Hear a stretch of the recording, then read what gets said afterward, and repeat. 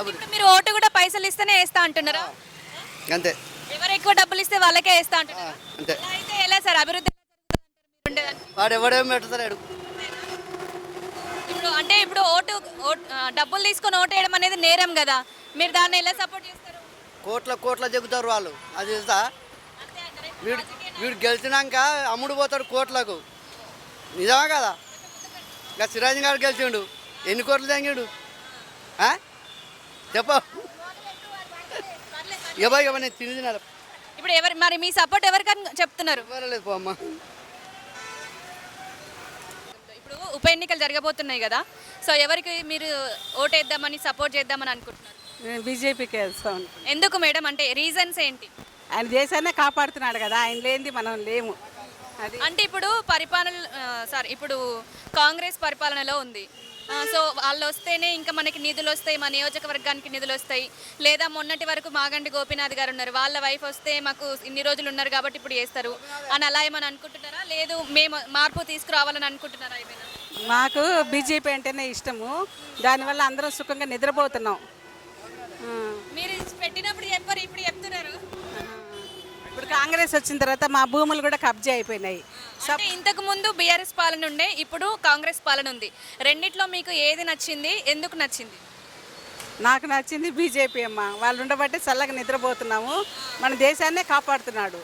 ఆయన ఎన్నుకుంటే మనకు అన్ని విధాలు మంచిది. మన రాష్ట్రంలో ఇప్పటి వరకు బీజేపీ పాలన జరగలేదు కదమ్మా. ఇంతకుముందు టీఆర్ఎస్ ఉంది, ఇప్పుడు కాంగ్రెస్. ఈ రెండిట్లో మీకు ఏది నచ్చింది? నాకు బీఆర్ఎస్ నచ్చింది. బీఆర్ఎస్ నచ్చిందా? ఎందుకు కాంగ్రెస్ మీకు నచ్చకపోవడానికి రీజన్స్ ఏంటి? అంటే భూములు కబ్జా చేస్తున్నారు, వాళ్ళ ఎమ్మెల్యేలు ఉండబట్టి మాకు పలుకుబడి ఉంది, మాకు స్ట్రెంత్ ఉంది అనేసి అని కబ్జా చేస్తున్నారు. మరి అంటే ఇప్పుడు హైడ్రా వచ్చి ఆల్రెడీ అక్రమంగా ఉన్న నిర్మాణాలను అన్నింటిని తొలగిస్తారు, మీరేమో కబ్జా చేసినంటారు.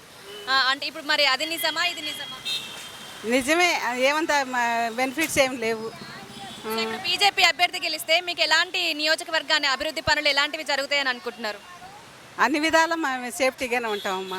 మీకు ఎలాంటి సమస్యలు ఉన్నాయి ముఖ్యంగా? మాకు సమస్యలు అంటే ఉన్నాయి, ఇంకా డ్రైనేజ్ సమస్య కానీ, డ్రైనేజ్ కానీ, స్ట్రీట్ లైట్స్ అస్సలు ఉండవు.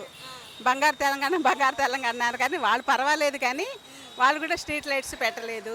ఎక్కడంటే రోడ్లు కూడా గుంటలు మిట్టలు ఉన్నాయి, డ్రైనేజ్ పొంగి పొర్లుతూ ఉంటుంది. ఆ వాసనకే మాకు జబ్బులు రోగాలు వస్తున్నాయి. కిరాయిలు ఇంత వయసు వచ్చినా నాకు ఇల్లు లేదు బిడ్డ. నేను ఎప్పుడైనా మీకే ఓటేస్తున్నా, నాకేం లేదు. ఇంతవరకు మా ఆయన చచ్చిపోతే కూడా అదే 2000 ఇస్తారు, 3000 ఇస్తారు, 4000 ఇస్తారు. 3000 ఇస్తలేదు, 4000 ఇస్తలేదు, అదే 2000 ఇస్తున్నారు బిడ్డ. ఇక నాకు ఇల్లు లేదు, ఇల్లు కిరాయి కట్టుకుంటానా. నేను ముసలిదాన్ని 6000 రూపాయలు కట్టుకుంటానా ఇల్లు కిరాయి. ఇల్లు నాకు ఇల్లు ఇవ్వాలి కదా నాన్న, ఇయ్యలేదు. ఎట్లా బతకాలి నేను చెప్పండి, నేను ముసలిదాన్ని. ఇంతకుముందు టీఆర్ఎస్ ప్రభుత్వం ఉన్నప్పుడు అప్పుడు రాలేదా మీకు ఇల్లు? ఇల్లు అప్పుడెప్పుడో వెనకట్ల ఊర్లో ఇస్తే ఊర్లో కట్టుకున్నా, అది కూలిపోయింది.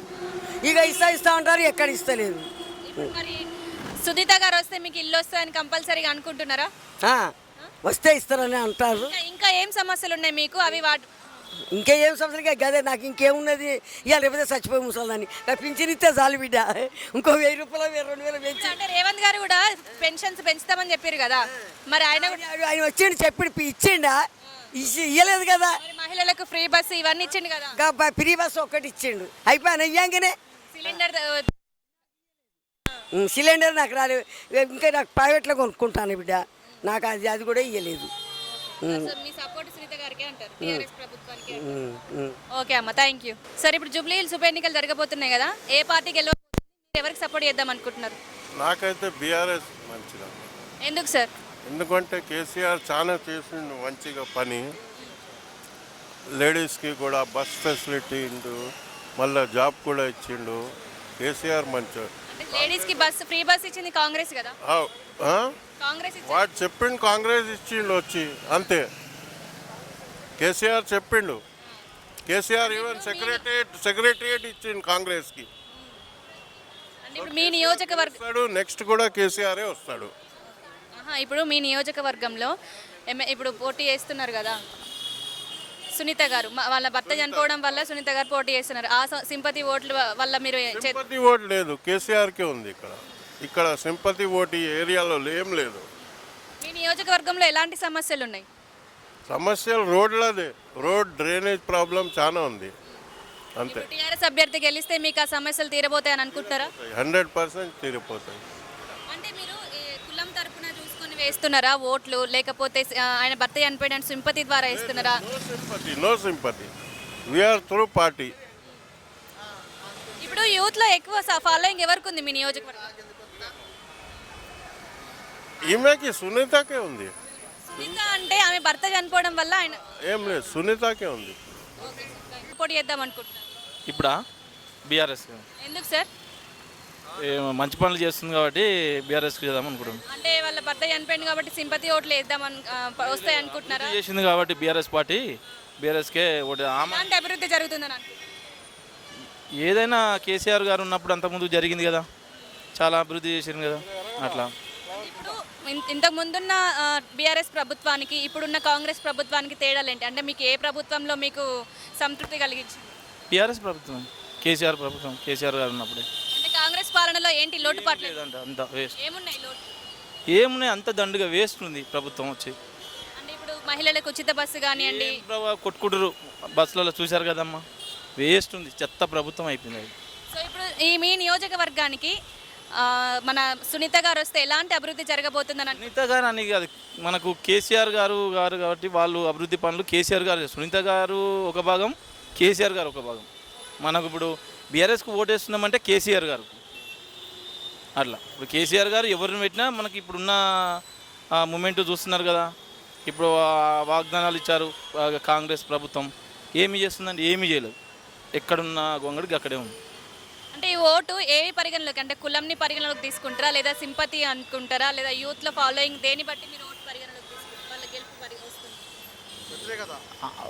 ప్రభుత్వం మీద వ్యతిరేకతనే అందరూ యూత్, అందరూ మహిళలు కానీ యూత్ కానీ అందరూ వన్ సైడ్ అయిపోయి బీఆర్ఎస్కి వేద్దామని ఫిక్స్ అయిపోయినరు అట్లా.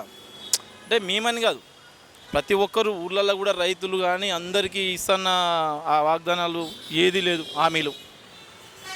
దానివల్ల వ్యతిరేకత ఫుల్గా వచ్చేసింది. దానివల్ల ఇప్పుడు బీఆర్ఎస్ పార్టీనే జూబ్లీస్లో జెండా ఎగిరేస్తుందని అనుకుంటున్నాం. సరే, ఇప్పుడు జూబ్లీ ఎన్నికలు జరగబోతున్నాయి కదా, ఏ పార్టీ గెలుస్తుందంటారు? మీరు ఎవరికి సపోర్ట్ చేద్దాం అనుకుంటున్నారు? 100% బీఆర్ఎస్ గెలుస్తుందండి, దాంట్లో నో డౌట్. అంటే అంత ఖచ్చితంగా ఎలా చెప్పగలుగుతున్నారు మీరు? ఖచ్చితంగా చెప్పడానికి ఏంటంటే కాంగ్రెస్ పాలనలో తీవ్రమైన వ్యతిరేకత ఉంది. ఈ పాలన పైన అసలు ఏం పనులు జరగట్లేదు. మీరు చూస్తున్నారు కదా, ఎక్కడ చూసినా వ్యతిరేకత. అందుకని 100% టీఆర్ఎస్ పార్టీ గెలుస్తుంది. యూత్లో ఎక్కువ ఫాలోయింగ్ ఉన్న లీడర్ ఎవరు? యూత్ అని కాదండి, ఇప్పుడు యూత్ ఒక్కడి నుండి సరిపోదు కదా. యూత్ ఒక్కడు ఓట్లేస్తే గెలవరు కదా. ప్రజా పాలనపై ఈ వ్యతిరేకతపై ఉన్నది దాన్ని బట్టి చెప్తున్నాను నేను. 100% కేసీఆర్ నిలబెట్టిన క్యాండిడేట్ సునీత గారు గెలుస్తారు. ఇప్పుడు ప్రభుత్వం ఏం చేసిందండి ఓట్లు వేయడానికి? ఇప్పుడు కేసీఆర్ కిట్ అని ఇచ్చారు, అది ఇవ్వడం లేదు. పింఛన్లు అవి ఇవ్వడం లేదు. ఒక బస్సు ఒకటి పెట్టారు, ఆ బస్సు కూడా ఎలా ఉందో మీరు తెలుసు మీకు కూడా. సో నేను చెప్పేది ఏంటంటే ఈ ప్రభుత్వం పైన తీవ్రమైన వ్యతిరేకత ఉంది. దానికోసం 100% ఇక్కడ బీఆర్ఎస్ గెలుస్తుంది. మాది ఇక్కడ కాన్స్టిట్యూన్సీ ఇక్కడ కాదు, మాది నగరకల్ కాన్స్టిట్యూన్సీ. మా ఎమ్మెల్యే గారు పిలుపు మేరకు ఇక్కడ వచ్చి ప్రచారం చేయడం జరుగుతున్నది. ఎందుకు సార్?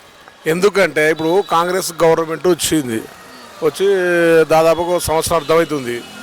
ఇప్పుడు ఇంతవరకు పేదవాళ్ళకు దొడ్డు బియ్యం ఇచ్చేది కానీ సన్న బియ్యం అయితే ఇంతవరకు ఇవ్వలేదు కదా. ఈ గవర్నమెంట్ సన్న బియ్యం ఇస్తుంది.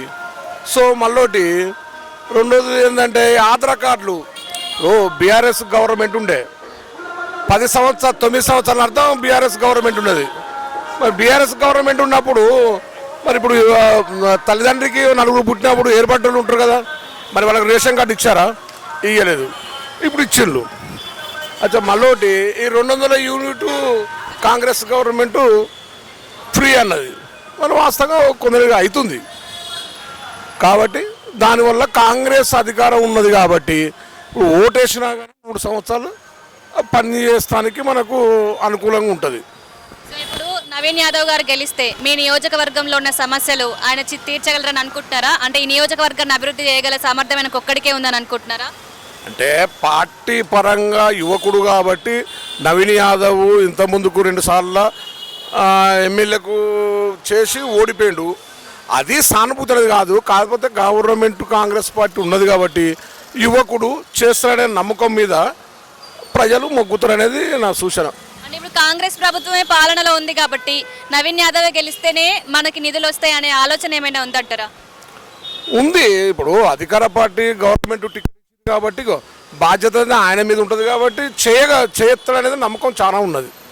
నవీన్ యాదవ్ ఎందుకంటే యువకుడు కొంచెం చేసే గుణం సుత ఉంది అనే దగ్గర చేస్తాడనేది నమ్ముతాను ఉంది. Thank you.